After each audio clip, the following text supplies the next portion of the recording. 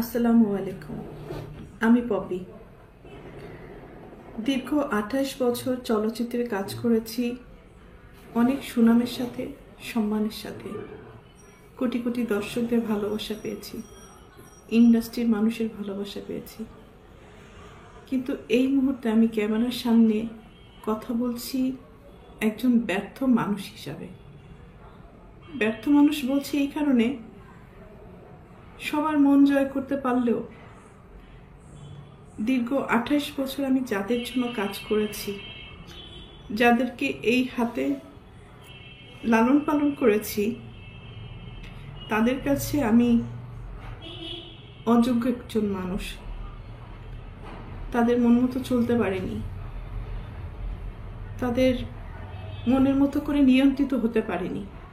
হয়েছি, একসময় হয়েছি, কিন্তু এখন হতে পারি না। তার করে বলেছি আমি একজন ব্যর্থ মানুষ। একটা মানুষ তো সবসময় সবার কাছে ভালো হতে পারে না, সব সময়ের জন্য ভালো হতে পারে না। আমি যখন ইনকাম করেছি,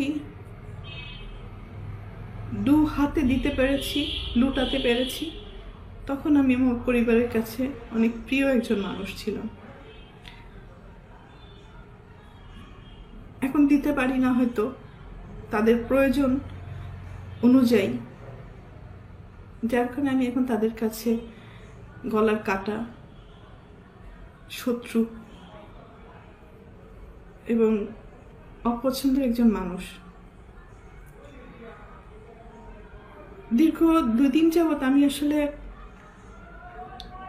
দেখলাম যে আমার পরিবার কতটা নিচে নামতে পারে, কতটা হীন পরিচয় দিতে পারে, কত হিংস্র ব্যবহার করতে পারে, কত নোংরা শব্দ ইউজ করতে পারে।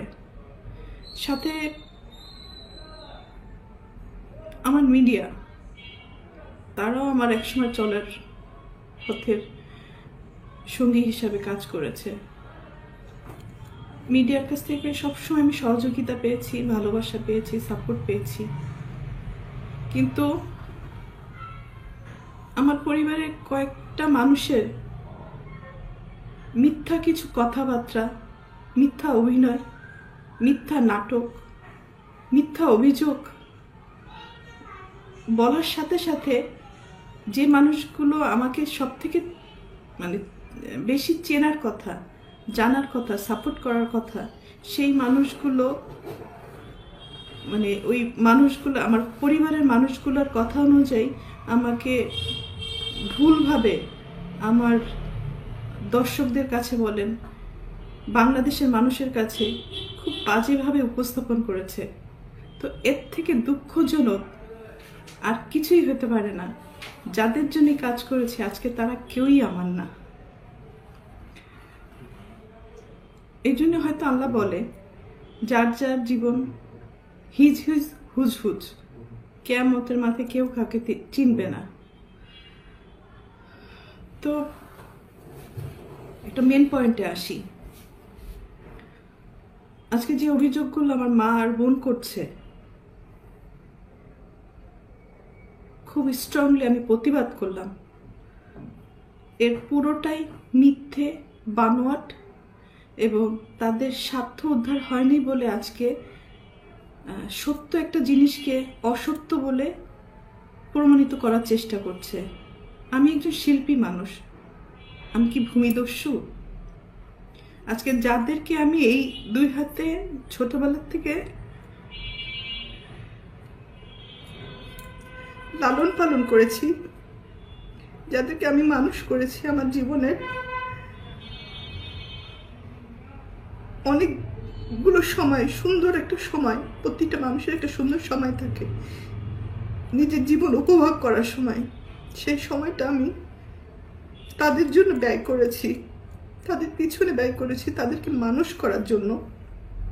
কারণ আমার বাবা মায়ের সন্তান আমার সন্তান না, কিন্তু তারা কিন্তু আমার দায়িত্ব না। তারপরেও আমি আমার ভাই বোনদেরকে নিজের সন্তান হিসেবে লালন পালন করেছি, দায়িত্ব পালন করেছি। নিজের ভবিষ্যৎ, নিজের ভালো লাগা, মন্দ লাগা, অনেক কিছুই বাদ দিয়ে দিয়েছি শুধু আমার ভাই বোনদেরকে মানুষ করার জন্য। কিন্তু এখন এসে দেখলাম মানুষ তো হয়নি, হিংস্র কিছু পশুও বলবো না, পশুরা তো আসলে খুব কৃতজ্ঞতা থাকে পশুদের মধ্যে, কিন্তু এদের মধ্যে সেই কৃতজ্ঞতা বোধটুকুও নেই। আর উপরের দিকে থুতু ফেললে তো নিচের দিকেই আসে। কাদের নামে অভিযোগ করব? অভিযোগ তো আসলে করে বাইরের লোকদের মানে নামে। আর আমি যেহেতু আমার ভাই বোনদেরকে, আমার বাবা মাকে অনেক ভালোবাসি, যার কারণে আমার জীবনে আমি অনেক কিছু ফেস করেছি তাদের দ্বারা। নির্যাতিত হয়েছি, লাঞ্ছিত হয়েছি, অপমানিত হয়েছি। নিজের এত বছর যে আমি ইন্ডাস্ট্রিতে ইনকাম করেছি, তারা আমার সাথে বেইমানি করেছে। আমার সমস্ত অর্থ আমার কাছ থেকে নিয়ে নিয়েছে। আমার টাকা দিয়ে কেনা সয় সম্পত্তি কোনো কিছুই আমার নামে ছিল না, আমার প্রত্যেকটা ভাই বোনের নামে ছিল। আমার অ্যাকাউন্টগুলো শূন্য ছিল এবং আমার গাড়ি, শুধু আমার দেহটা ছাড়া আমার কোনো কিছুই আমার ছিল না, সব কিছুই তাদের আন্ডারে ছিল। আমিও তাদের আন্ডারে ছিলাম। তো একটা পর্যায়ে এসে মানুষের জীবনে বেঁচে থাকার জন্য কিছু না কিছু প্রয়োজন হয়। তো বেঁচে থাকার মতো শুধু আমার জানটা ছিল হয়তো। তো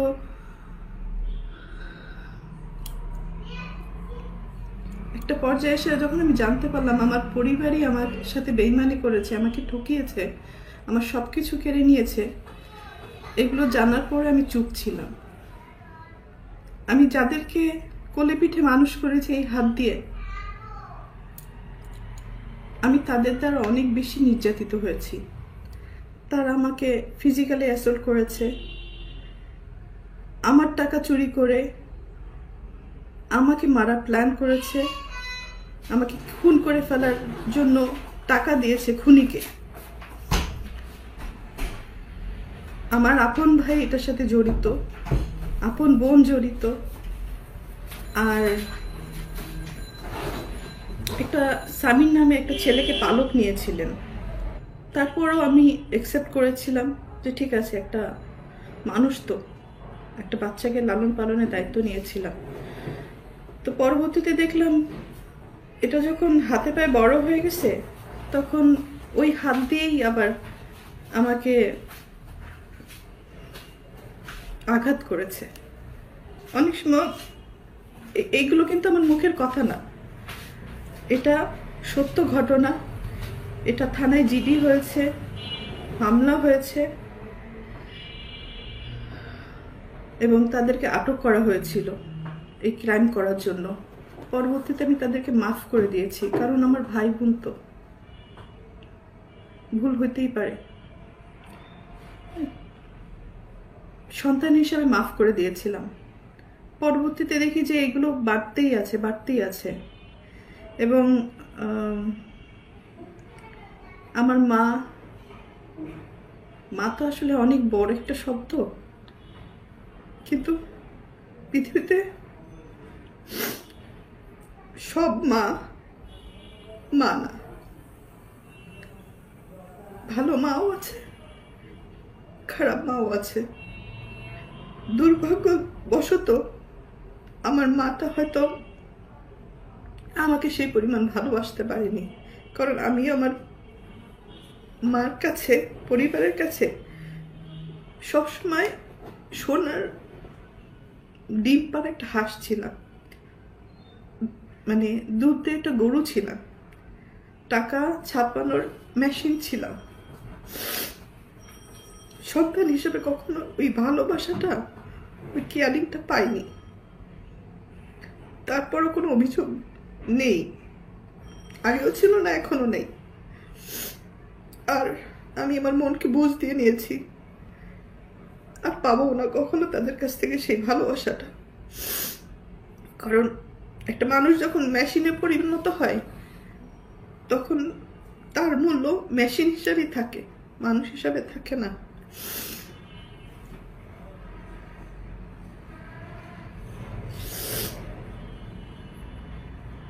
তো যাই হোক, আমার বাপ মা আমাকে আমার সাথে অনেক বড় বিশ্বাসঘাতকতা করেছে। আমার সমস্ত টাকা পয়সা আমার বোনের অ্যাকাউন্টে শিফট করেছিল। তো তারপরে আমি কিছু বলিনি। আমার ইন্ডাস্ট্রির কিছু মানুষ, আমাকে যারা ভালোবাসে, তারা আমাকে সাপোর্ট করেছে। ওই সময় 2007-এর ঘটনা বলছি, মানে একটা টাইমে আমি যে জানতে পারলাম কোনো কিছুই আমার ছিল না। পরে আমাদের ফিল্মের কিছু মুরব্বীরা মিলে এটা সেটেল করে দিয়েছিল যে পপির একে শূন্য হাতে মেয়েটাকে রাস্তায় ফেলে দিলেন। বিশেষ করে আলমগীর ভাইয়ের কথা বলবো, কারণ আলমগীর ভাই আমার কাছে, হয়তো আপনাদের কাছে হিরো, কিন্তু আমার কাছে একজন, বলবো যে আমার সবচেয়ে বড় ওয়েলিশার ছিলেন বাদল খন্দকার। আরও অনেক কাছের মানুষ আছে, তারা এই প্রবলেমগুলো ভিতরে ভিতরে জানতেন এবং ওনারা আমাকে অনেক সাপোর্ট করার চেষ্টা করেছেন। আমার বাবা মাকে ডাক দিয়ে বললো যে ওর কিছু জিনিস ওকে ফেরত দেন, কারণ এটা তো একটা মেয়ে, হ্যাঁ, ওর জীবনে বেঁচে থাকার জন্য কিছু না কিছু ফেরত দেন। তো তখন আমার বাবা মা কি কারণে আমার সাথে বেইমানি করেছিল আমি জানি না, হয়তো এরকম ঘটনা অনেক আছে। আমাকে আলমগীর ভাই একবার বলেছিল যে এটা এই সেম ঘটনাটা শাবানা ম্যাডামের সাথে হয়েছে। কারণ আমি না তখন মেন্টালি খুব আপসেট ছিলাম যে আমার বাপ মা ভাই বোন আমার সাথে এরকম করলো, বিশ্বাসঘাতকতা করলো, আমার সাথেই করলো। তখন আলমগীর ভাই আমাকে বলেছিল না, এই ঘটনা এর আগে অনেক মানুষের সাথেই হয়েছে। তো সেই সান্ত্বনা নিয়ে হয়তো আমি বাকি জীবনটা পার করতে চেয়েছিলাম এবং কাজ করে আমি আবার সারভাইভ করেছিলাম। তো বিগত কয়েকদিন যাবৎ একটা নিউজ বারবার করে আমার মা বোন এস্টাবলিশ করার চেষ্টা করছে যে আমি জমি দখল করতে গেছি। ভাই, যে মানুষটা দীর্ঘ 28 বছর ইন্ডাস্ট্রিতে কাজ করে নিজের জীবনের দিকে তাকায়নি, ভালো লাগা, ভালোবাসা বলেন, নিজের ভবিষ্যৎ বলেন, কোনো কিছুই আমি চিন্তা করি না। শুধু ইনকাম করে গেছি আর ভাই বোন মানুষ করে গেছি। শুধু ভাই বোন না, আমি আমার পুরো পরিবার, আমার নানির ফ্যামিলিতে আমি সাপোর্ট করেছি, আমার দাদির ফ্যামিলিতে আমি সাপোর্ট করেছি। আমার কন্ট্রিবিউশন শুধু আমার ভাই বোন না, সব জায়গায় যতটুকু পেরেছি আমি সবাইকে সাহায্য করেছি। আমার মন মানসিকতা একেবারে ডিফারেন্ট। মানে আমি একা ভালো খাবো, ভালো থাকবো, আমি সবাইকে নিয়ে ভালো থাকতে চেয়েছি, ভালোভাবে বাঁচতে চেয়েছি। তো সেই পরিপ্রেক্ষিতে আসলে সবাইকে হেল্প করা। আমার নানি বাড়িতে যান, তার বাসায় যে সে যে ঘরটাতে থাকে সেই ঘরটাও কিন্তু আমার টাকা দিয়ে তোলা। আমার মা যে ঘরটাতে এখন খুলনাতে থাকে সেই ঘরটাও আমার টাকা দিয়ে তোলা। যে ভাড়াটে বাড়ির কথা উনি বলছেন সেই ঘরটাও আমার টাকা দিয়ে, আমার কষ্ট অর্জিত টাকা। রোদে পড়েছি, বৃষ্টিতে ভিজেছি, মানুষের অনেক ভালো কথাও শুনেছি, মানুষের অনেক মন্দ কথাও শুনেছি, অনেক ভালো গালিও দিয়েছে, আবার ভালো কথাও বলেছে, সম্মানও পেয়েছি, দুর্নামও পেয়েছি। তো সব কিছুর ঊর্ধ্বে হচ্ছে আমি একজন মানুষ। তো আমি আমার ফ্যামিলিকে সাপোর্ট করতে যে ঘরের কথা বলছি, সেই ঘরটা কিন্তু আমার বাবার 11 কাঠা জমি। তো 11 কাঠা জমির মধ্যে আমি আমার চাচার কিছু জমি কিনে রেখেছিলাম, মানে ফ্যামিলি প্রপার্টি, ফ্যামিলির সম্মান রক্ষা করতে যেয়ে আমি ফ্যামিলি কিছু প্রপার্টি কিনেছি। তো আমার চাচার অংশ কিনেছি, আমার ফুপুর অংশ কিনেছি, আমার বাবারও কিছু অংশ বিক্রি করে দিয়েছিল বাইরে, পরে আমি নিয়েছি কিনে এবং ওখানে ঘর তুলে দিয়েছি। তো কিছু অংশ আমি কিনেছিলাম যেটা রাস্তার সহকারে রেজিস্ট্রি হয়েছিল। মানে আমাকে জমি যখন কিনি তখন আমাকে জমির পিছনের অংশ দেওয়া হয়। তো পিছনের অংশে যেতে গেলে আপনারা সবাই জানেন এটা নর্মাল একটা জিনিস, বাড়ির পিছনের অংশ যদি কিনি তাহলে পিছনের অংশে যাওয়ার জন্য নিশ্চয়ই আমি হেলিকপ্টার দিয়ে যাব না বা ট্রেন দিয়ে ওখানে নামবো না, আমাকে যাওয়ার জন্য রাস্তা দিয়ে যেতে হবে। তো রাস্তাটা হচ্ছে আমার বাবা এবং চাচার জমির মাঝখান দিয়ে রাস্তাটা, যেখানে আমি আমার কেনা জমিতে আমি পৌঁছাতে পারবো। তো এই জমিটা রেজিস্ট্রি হয় 2008-এ। রেজিস্ট্রি হওয়ার পরে আপনারা, আমি সব প্রমাণ দিয়ে দিচ্ছি, ওই জমিতে এখনো পর্যন্ত আমি যেতে পারি না, ঢুকতে পারি না।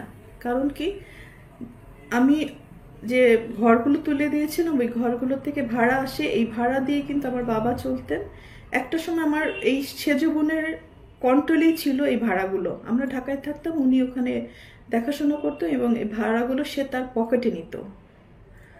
যাই হোক, আমরা একটা পর্যায়ে ধরেন করোনার আগে আগে জানতে পারলাম, মানে কার কথা কি বলবো, মাফ করে দিবেন, মানে আমার পরিবারের কথা আজকে আমাকে পাবলিকলি বলতে হচ্ছে। এর থেকে দুঃখ, লজ্জার আর কিছুই হতে পারে না। মানে আমার এই বোনটা একটু বেপথে চলে যাওয়ার কারণে আমার বাবা 2019-এ বেপথে, মানে সে ওখানে কিছু অনিয়ম শুরু করেছিল,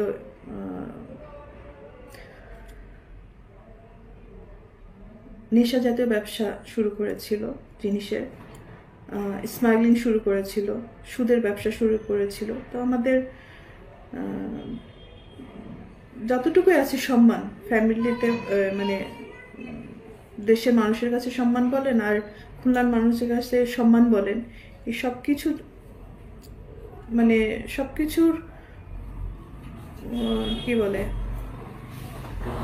সব কিছুর কারণে আমার বাবা তাকে এগুলো স্টপ করতে বলে। তো উনি স্টপ করে না এবং আমার মা তাকে এই সমস্ত অকারেন্সের জন্য তাকে সহযোগিতা করে, সাপোর্ট করে। তো যার কারণে আমার মা এবং বাবার সাথে এগুলো নিয়ে দ্বন্দ্ব বাঁধে এবং দ্বন্দ্বের এক পর্যায়ে যে আমার বাবাকে খেয়ালি মারে, মারধর করে এবং রক্তাক্ত করে দেয়। তো বড় সন্তান হিসাবে এটা আমার সামনে হওয়াতে আমি আমার ছোট বোন এটা প্রোটেস্ট করি এবং প্রোটেস্ট করতে যে আমার বাবাকে সেভ করতে যে আমিও সেখানে ইনজিউর হই।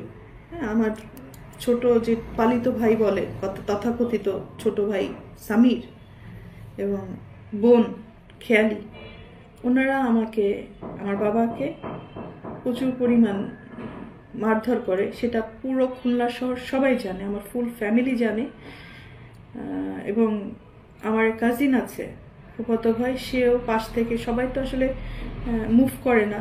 আমার এই ফুফাতো ভাইটা, ভাই 2-4 জন ছিল যারা এসে দেখে যে আমার বাবাকে আমাকে পিটাচ্ছে, মানে মেরে ফেলার উপক্রম হয়েছে, সেই মুহূর্তে ওরা এসে আমাদেরকে সেভ করে এবং তারাও এই আক্রোশের শিকার হয়।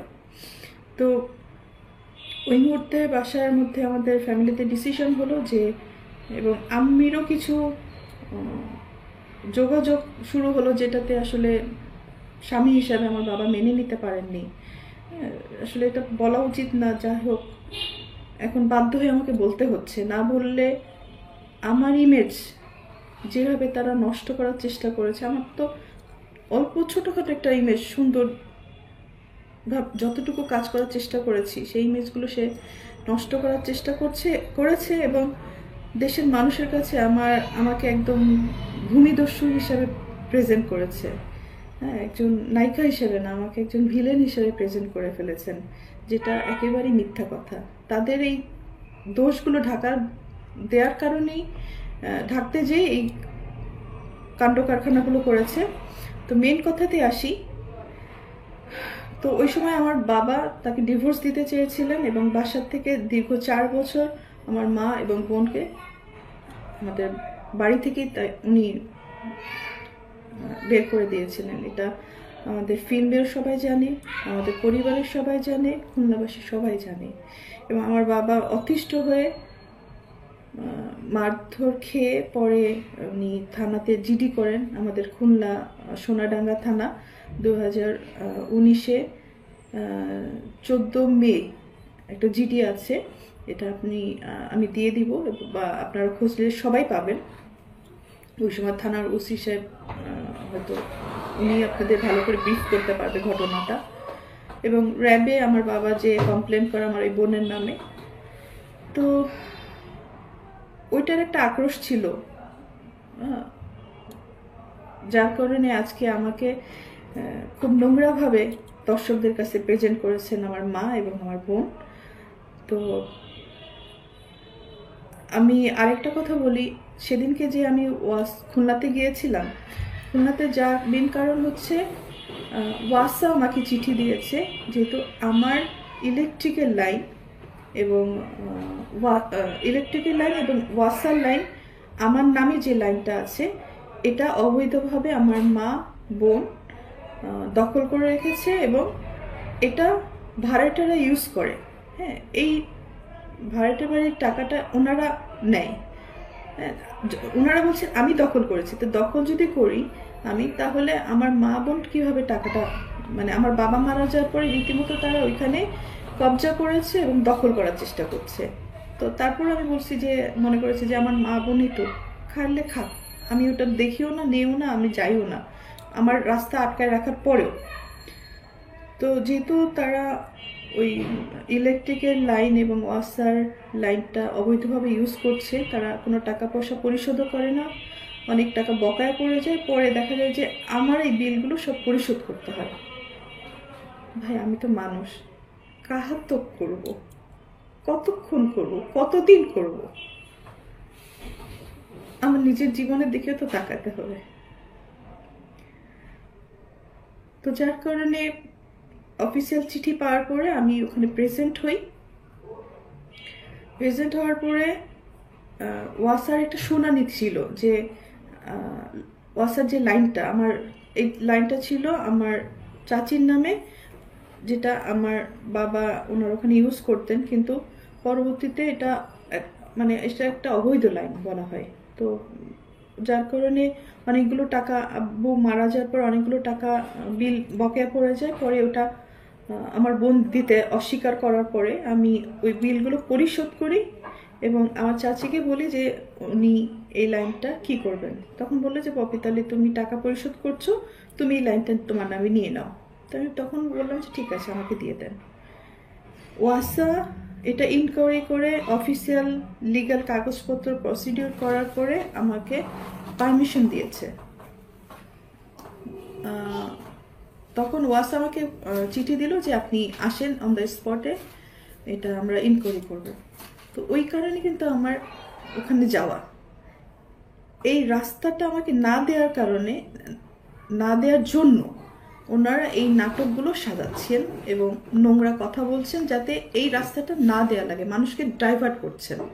এবং একটা জিনিস খুব সূক্ষ্মভাবে দেখবেন যে আমার পার্সোনাল লাইফ নিয়ে তারা বেশি খুব উৎসাহিতভাবে দর্শকদের কি জন্য বোঝানোর চেষ্টা করছেন। তো জমি দখল এক সাবজেক্ট, আমার পরিবার নিয়ে, আমাকে নিয়ে নোংরা কথা বলা এটা আরেকটা সাবজেক্ট। মানে ওনারা কি চাচ্ছেন, কি বোঝাতে চাচ্ছেন, এটা আমি হয়তো ক্লিয়ার, কিন্তু আপনার হয়তো ক্লিয়ার না। বাট আমি এখন ক্লিয়ার করি, ওনারা অবৈধভাবে আমার লাইনটা ইউজ করতে চাচ্ছেন, যেটা আমি বিগত দিনে সারা জীবন ভর্তুকি দিয়ে গেছি, ভর্তুকি দিয়ে যাব, আমি মৃত্যুর আগ পর্যন্ত তাদের মানে কাঠপুতুল হিসাবে তাদের কাছে থেকে যাব, এটা একটা চাওয়া তাদের। তো আমি আমার জীবন বাঁচাতে দূরে থাকাটা কি আমার অপরাধ? ভালো থাকাটা কি অপরাধ? সুস্থ সুন্দর থাকাটা কি অপরাধ? যদি এটা অপরাধ হয়ে থাকে তাহলে আমি অপরাধী, তবে ভূমিদস্যু হিসাবে আমি অপরাধী না। আমি আমার মাকে, আমি কিছু ভিডিও ক্লিপিংস দিব আপনাদেরকে, আপনারা দেখে জাজমেন্ট করবেন, এটা কি কোনো মা? এটা কি কোনো বোন? আমি নিজে অবাক হই যে আমি কাদের জন্য করেছি, কেন করেছি। এই সমস্ত কোশ্চেনে নিজের কাছে নিজে করতে করতে এখন আমি না মানে অনেক হিসাব মিলাতে পারি না, যার কারণে আমি সব কিছু থেকে দূরে চলে গেছি। আমি আর কতদিনই বাঁচব, যে কদিন বাঁচতে চাই একটু সুন্দরভাবে বাঁচতে চাই, একটু ভালো থাকতে চাই, একটু ভালো খেতে চাই, আল্লাহ খুদার নাম করতে চাই। আমার ফ্যামিলির কারণে আমি যতটুকু কাজ করতে যে মানুষের গালি খেয়েছি, যতটুকু পাপ কামাইছি, এগুলো সব কিছু মুছে ধুয়ে আমি সুন্দরভাবে মরতে চাই। এটা যদি আমার জন্য অপরাধ হয়ে থাকে, আমি অপরাধী ভাই। আর কিছু বলার নেই আমার। আমি কাগজ, পেপারস, ডকুমেন্ট সব আমি এই লিঙ্কে হয়তো দিয়ে দেব। আমার যারা সাপোর্ট করেন, আমার ওয়েলিশ যারা আছেন, মিডিয়ার সাংবাদিক ভাই বোনেরা, তাদেরকেও বলবো যে ভাই, একটা মানুষ যদি ভালোভাবে বাঁচতে চায়, তার নামে এত নোংরা কথা লিখেন না, বলেন না। পরিবারের মানুষ তো তার স্বার্থে আমাদেরকে ইউজ করে, স্বার্থ শেষ হলে চিনে না। আপনারও অন্তত পক্ষে যারা মিডিয়াতে ভালোভাবে কাজ করে গেছে, তাদেরকে অন্তত পক্ষে সম্মানের সাথে প্রেজেন্ট করেন। বিদায়টা যেন সম্মানের হয়, এতটুকু আপনাদের কাছে চাওয়া। একজনের কথাতে বাজেভাবে একটা মানুষকে প্রেজেন্ট করেন না, অসম্মান করেন না। সুনাম কামাতে অনেক সময় লাগে, বদনাম করতে 1 সেকেন্ড লাগে। অ্যাটলিস্ট আমাকে একটু ভালো থাকতে দেন, একটু দোয়া করেন যাতে আমি ভালো থাকি। আমার মা হয়তো উনি মানসিকভাবে অসুস্থ, এতটুকুই বলবো যে আল্লাহর কাছে, যে আল্লাহ যেন ওনাকে হেদায়েত দান করেন, ওনাকে সুস্থতা দান করেন, ভালো এবং মন্দর বিচার করার তার জন্য বিবেক বুদ্ধি হয়। সন্তান সবাই সমান। যদি উনি সন্তান হিসেবে আমাকে বলে থাকেন, মেনে থাকেন, জেনে থাকেন, তাহলে সন্তান সবই সমান। আমি কিন্তু কারোর জমি দখল করিনি। যে মানুষটা সারা জীবন সবাইকে দিয়ে গেছে, আমার ভাই বোনের কাছে আমার কিছুই চাওয়ার নেই, কিছুই পাওয়ার নেই, শুধু একটু সম্মানের আশা করি। আপু কেমন আছেন? ভালো আছেন? ভালো থাকেন। আমিও দোয়া করি আমার ভাই বোন, আমার আত্মীয় স্বজন যেখানে যেভাবে আছেন সবাই ভালো থাকেন, দেশবাসী ভালো থাকে। সবার জন্য ভালোবাসা, ভালো দোয়াত করি। কারোর জন্য আমি ক্ষতিকর মানুষ না। পারলে দিয়েছি, না পারলে কারো ক্ষতি কোনোদিন করি নাই। আমি আমার বাবা মার কাছ থেকে কখনো কোনো কিছু নেয়নি। 14 বছর বয়সে ইনকাম করেছি, আমি করা শুরু করেছি।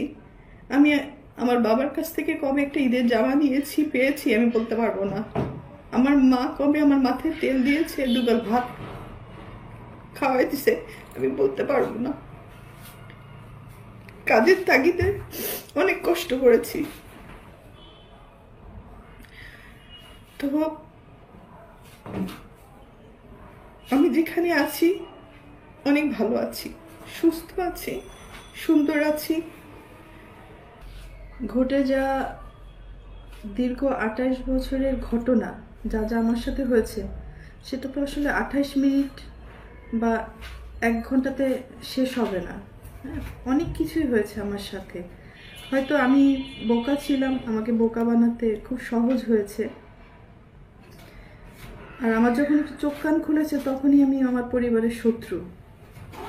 হ্যাঁ, ওই যে বলে না, বিদেশে রোদে পুড়ে বৃষ্টিতে ভিজে টাকা ইনকাম করে দেশে পাঠায়, আর যারা খরচ করে তারা তো আনন্দে খরচ করে, তারা হিসাব করে খরচ করে না যে কতটুকু খরচ করছি। যতক্ষণ দিতে পারবেন পরিবারে, ততক্ষণই পরিবারের সবার কাছে প্রিয় মানুষ। যখন দিতে পারবেন না, তখন পরিবারে সব থেকে অপ্রয়োজনীয় একজন মানুষ হিসাবে গণ্যিত হয়। ওই যে বলে না, মা ওই গ্রামগঞ্জে বলে, যখন ছেলেমেয়েরা, একজন ছেলে একজন মেয়ে ইনকাম করে, তখন মা বড় মাছের মাথাটা তার পাতে দেয়। আর যখন ইনকাম করতে পারে না, পরবর্তীতে যে ইনকাম করে সেই মাছের মাথাটা প্লেট চেঞ্জ হয়ে যায়। তো আমার বেলায় আমি অনেক কিছুই, হয়তো ফিল্মের নায়িকা, আমি অনেক কিছুই মানে বাস্তব জীবনে দেখেছি। তো এতটুকু বলতে পারি, আমি ক্যামেরায় একজন ভালো অভিনেত্রী। ক্যামেরার সামনে স্ক্রিপ্ট পড়েছি, ডিরেক্টরের ডিরেকশন ফলো করেছি, হয়তো 3বার ন্যাশনাল অ্যাওয়ার্ড পেয়েছি। একজন ভালো অভিনেত্রী হিসাবে পুরস্কৃত স্বীকৃতি পেয়েছি আমি। কিন্তু বাস্তব জীবনে আমি খুবই কাছে একজন অভিনেত্রী, মানে অভিনয়টা আমার দ্বারা হয় না। অনেক কিছু সহ্য করেছি, তো মুখ বুঝে সহ্য করাটাই হয়তো আমার পরিবার আমার দুর্বলতা মনে করেছে, আমার ক্ষতি করেছে যারা যারা, তারা সবাই মনে করেছে আমি হয়তো চুপ থাকি, হজম করি, কারো ক্ষতি করি না, এটা আমার দুর্বলতা। কিন্তু মানুষের যখন দেয়ালে পিঠ থেকে যায়, তখন সে একটা না একটা পর্যায়ে প্রোটেস্ট করে। তো আজকে আমার এই বক্তব্যটা হচ্ছে অন্যায়ের বিরুদ্ধে প্রোটেস্ট করলাম। মা বলে যে সমস্ত কথা ইমোশনালি মানুষকে ব্ল্যাকমেলিং করে, আমি এর আগেও তাকে মাফ করে দিয়েছি। আমার মা কথায় কথায় বলে যে আমাকে খাট কিনে দিল না, আমাকে মোবাইল কিনে দিল না, আমাকে টিভি কিনে দিল না। ভাই, একটা পরিবারে যখন একজন উপার্জন করে, সে যখন কোনো কিছু কিনে নিয়ে আসে, ধরেন আমি একটা ফ্যান কিনে নিয়েছি, তখন কি আমি বলবো যে মা এই ফ্যানটা আপনার জন্য শুধু আপনিই বাতাস খাবেন আর বাকিরা কেউ খাবে না? বা আমার বাসায় আরও 5 জন লোক আছে, 5টা ভাই বোন আছে, তো আমি কি ফ্যান কিনলে আমার মার জন্য একটা কিনবো, আমার 5টা ভাই বোনের জন্য 5টা ফ্যান কিনবো? একটা টিভি যখন কিনে নিয়ে আসি, তখন আমি আমার মাকে বলবো যে মা আপনার জন্য একটা টিভি কিনে নিয়েছি, এবং আমার আরও 5টা ভাই বোন আছে, এই 5টা ভাই বোনের জন্য 5টা টিভি কিনেছি। একটা ফ্রিজ যখন কিনেছি, আমি তো সংসারে সবার জন্য কিনেছি। একটা ফ্রিজ আমার মার জন্য কিনবো, আর আরও 5টা ফ্রিজ আমার ভাই বোনের জন্য কিনবো। তাহলে আবার খাটের কথা বলে যে আমার খাট কিনে দেয়নি, তো আমার মার জন্য একটা খাট কিনবো, আমার 5টা ভাই বোনের জন্য 5টা খাট কিনবো। তো এরকম আমার কাছে দাবি করা হয়েছে। তো আমি জানতে চাই এই দাবিটা কি শুধু আমার বেলায় করা হয়েছে, নাকি পৃথিবীর সব মায়েরাই এই দাবি করে? আমার জানার খুব ইচ্ছা।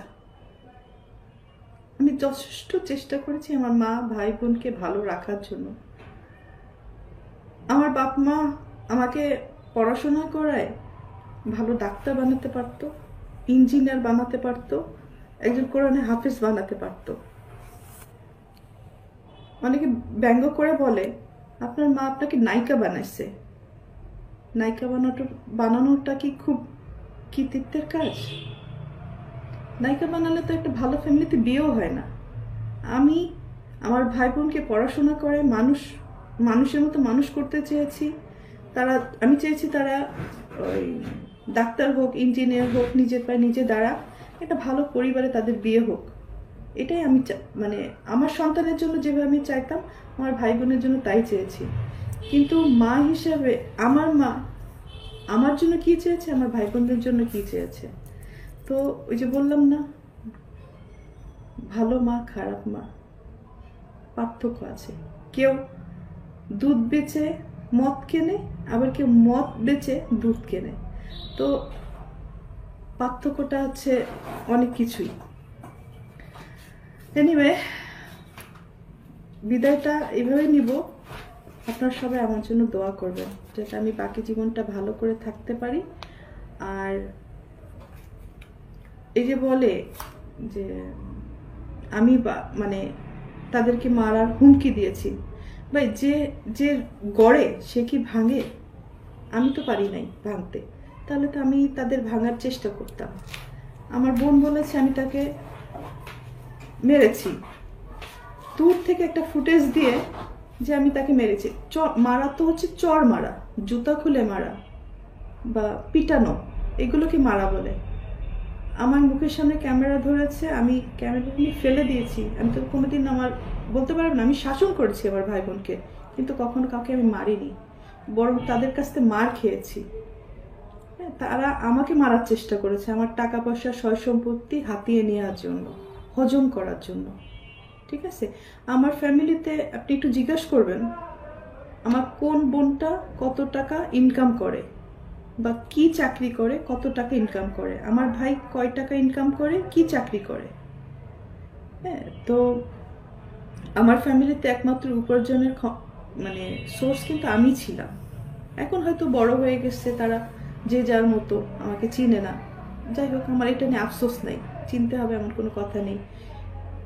আমার ভাই বোন এবং মাদের কাছে একটাই অনুরোধ, আমাকে চেনার দরকার নেই, আমাকে শুধু একটু ভালো থাকতে দিলেই আমি খুশি, আমাকে একটু সুন্দরভাবে বাঁচতে দিলে আমি খুশি, আমার কিচ্ছু লাগবে না। কারণ আমি সবাইকে দিয়ে এসেছি, আমি কারোর কাছ থেকে কিছু নেইনি। আমার ভাই বোন আমাকে খুন করতে আসে, এই যে কদিন আগেও আমাকে যখন খুন করতে এসেছিল আমি তাকে মাফ করে দিয়েছিলাম। সামি নামের যে ছেলেটা এবং আমার আপন ভাই মিলে আমাকে খুন করতে এসেছিল, আমি মাফ করে দিয়েছি। কিন্তু কদিন আগে বসুন্ধরায় ডাকাতি করতে যে ধরা পড়েছে ডিজিএফ এর পরিচয় দিয়ে, সেখানে কি মাপ পাবে? এগুলো কিন্তু আমার ওই ছোট বোনটার কর্মফল। একটা বাচ্চাকে আনলেই হয় না বা জন্ম দিলেই হয় না, তাকে লালন পালন করতে হয়, মানুষ করতে হয়। আমার মা অন্যায় কাজে সাপোর্ট না দিয়ে ভালো কাজে সাপোর্ট করলে, শাসন করলে আজকে তারা এই পথে যেত না। হায় রে দুনিয়া, একটা কথা না বললেই না। আজকে পৈতৃক সম্পত্তি নিয়ে আমার মা আর বোন যে নোংরামিটা করলো, দীপু আমার মা আর বোনকে বাসা থেকে বের করে দেওয়ার পরে দীর্ঘ 4.5 বছর 5 বছর বাবা আমার কাছে ছিল। তার সবকিছু আমি দেখাশোনা করেছি, তার ট্রিটমেন্ট থেকে শুরু করে সবকিছু আমার দায়িত্বে ছিল। তো অনেকবার সে হসপিটালে গেছে, অনেকবার সুস্থ হয়ে বাসায় ফিরেছে। তো এই সম্পত্তির কারণে অনেক বড় বড় ঘটনা আমার সাথে হয়েছে, শেষের দিকে আব্বুর সাথেও হয়েছে। মানে বাবা যখন হসপিটালে ছিল, মানে তার ট্রিটমেন্টের সমস্ত টাকা পয়সা আমার টাকা। আমার এফডিআর ভেঙে আমি 1 কোটি টাকা কম হবে না, বেশি হবে, মানে যদি এটা বলতে হয়। আমি তার পিছনে আমার এফডিআর ভেঙে পেমেন্ট করেছি, সেই রিসিট বলেন, প্রমাণ বলেন, সব আমার কাছে আছে। স্টেট ব্যাংকের স্টেটমেন্ট উঠালে তো পাওয়া যাবে, এবং আপনারা হসপিটালে খোঁজ নিলেই পাবেন। অথচ যার সম্পত্তি নিয়ে এত নোংরা কথাবার্তা হচ্ছে, দখলদারি নিয়ে এত কথাবার্তা হচ্ছে, তারা কিন্তু একটা টাকাও খরচ করেনি আমার বাবার অসুখের সময়। যেই মারা গেল সেই তার সম্পত্তি নিয়ে ভাগাভাগি করছে, ব্লেম দিচ্ছে, নোংরামি করছে, দখল বুঝে নিচ্ছে। আর দীপু, বাবার লাশটাও ধরতে চাও নাই। আর আজকে বাবার সম্পত্তি নিয়ে কত রকম নোংরামি করছো। কোথায় ছিল এই সমস্ত? মানে তখন একবার চিন্তা করা উচিত ছিল, যার সম্পত্তি নিয়ে তুমি লাফালাফি করছো, ভোগ দখল করার চেষ্টা করছো, সেই লোকটাকে সারা জীবন গালি দিছ, তার সাথে দুর্ব্যবহার করছো, তার চেহারাও দেখো নাই। সব প্রমাণ কিন্তু আমার কাছে আছে, এটা আমি এখন দিব তোমাকে, যেত না। যাই হোক, শেষটা এটাই বলবো, আপনারা সবাই ভালো থাকেন, আমাকেও ভালো থাকতে দেন, সম্মানের সাথে যেন আমার মৃত্যু হয় এই কামনাটুকু করে আমি বিদায় নিই।